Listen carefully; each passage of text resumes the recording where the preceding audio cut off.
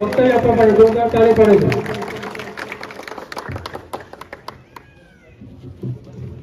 પાવાગઢ ક્ષેત્ર રાજપૂત સમાજ ટ્રસ્ટ દ્વારા સંચાલિત આજે તેજસ્વી દરલાઓ અને આપણા સમાજના જે મારા વડીલો નિવૃત્ત થયા છે એમનું સન્માન કાર્યક્રમમાં આજે પધારેલા આપણા વિસ્તારના આપણા સમાજના ગૌરવ અને આપણા પંચમહાલ ગોધરાના સાંસદ સભ્ય શ્રી રાજપાલસિંહજી, આપણા સમાજના વર્ષોથી આપણા ધારાસભ્ય રહેલા એવા ફતેહસિંહજી બાપુ, આપના ટ્રસ્ટના ચેરમેન શ્રી ચાવડા સાહેબ, આપના જેવા બાપુ મને બી ગુરુજી મળતા તો હું કદાચ સાંસદ કે ધારાસભ્ય બની જતા.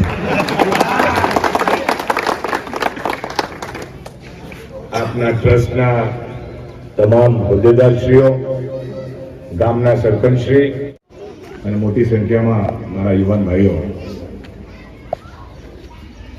પહેલા તો ખૂબ જ આનંદની વાત છે. ફતેહસિંહ બાપુ જોડે હું છેલ્લા 5-6 વર્ષથી જોતો આવ્યો છું કે દર વર્ષે દશેરાના દાડા હોય કે જે બી હોય, સમાજનું એક સંમેલન હોય છે, આપ લોકો બધા ભેગા થાઓ છો, પણ આવી રીતે એક ટ્રસ્ટ બનાવીને ચાવડા સાહેબ આપણે જે આ પગલો ભર્યો છે, અને આપની જોડે આપની તમામ ટીમ, અમારા કાળી ડુંગરી ગુરુજી બી છે, આપણા જ ગામના સમાજ પ્રત્યે જે લાગણી છે અને સમાજને આગળ લાવવા માટે જે આપણા જે યુવાન ભાઈઓ અને બહેનો જે અહીં બેઠા છે, જે આપણું ભવિષ્ય છે, સમાજને આગળ લાવવું હોય, જેમ કૃષ્ણસિંહ બાપુએ કીધું, ભવિષ્ય ભણતર, તો જ આપણા સમાજના યુવાનો દરેક ક્ષેત્રમાં સમાજ આગળ આવશે.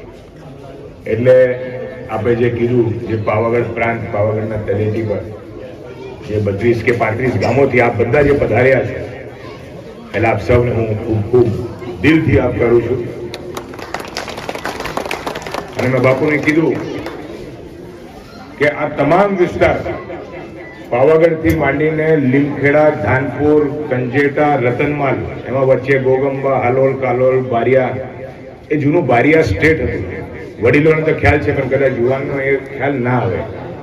તાલુકા ભલે બદલાઈ ગયા હોય, અને આપણા સંબંધો તો બદલાતા નથી. પહેલા એક પંચમહાલ હતું, હવે એક પંચમહાલ, હવે 3 જિલ્લા બની ગયા છે. એ રાજકીય ગણો કે એડમિનિસ્ટ્રેશન માટે ગણો, એ વિસ્તારો અલગ અલગ પડે છે. પહેલા ગોગંબા તાલુકા, બારિયા તાલુકા એક જ તાલુકો હતો 20-25 વર્ષ પહેલા. એટલે આપણે સાથે વર્ષોથી છીએ, અને ક્યારથી છીએ? 500-600 વર્ષ પાવાગઢથી જયારે બધા નીકળ્યા છે ત્યારથી. એટલે આવી રીતે આવા પ્રોગ્રામ, આવા ફંક્શન, આપણી ટ્રસ્ટને મારી પૂરી શુભેચ્છાઓ કે સમાજને એકત્રિત કરવા માટે, સમાજને આગળ લાવવા માટે, સમાજને સારી શિખામણી આપવા માટે આપ લોકો જે આ કાર્ય કરો છો, એમાં અમારું પૂરો આપને સાથ સહકાર અને ટેકો છે.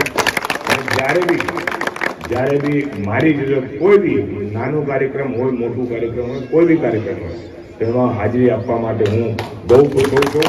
અને આપનો ખૂબ આભાર કે આજે મને ફતેહસિંહજી બાપુ, રાજપાલસિંહજી બાપુ જોડે આ કાર્યક્રમમાં મને આ આમંત્રણ આપીને એમની જોડે બી બેસવાનું મને આપણે તક આપ્યું, એ બદલ ખૂબ આભાર. આટલું કહીને વિરમું છું. જય હિન્દ, જય ભારત.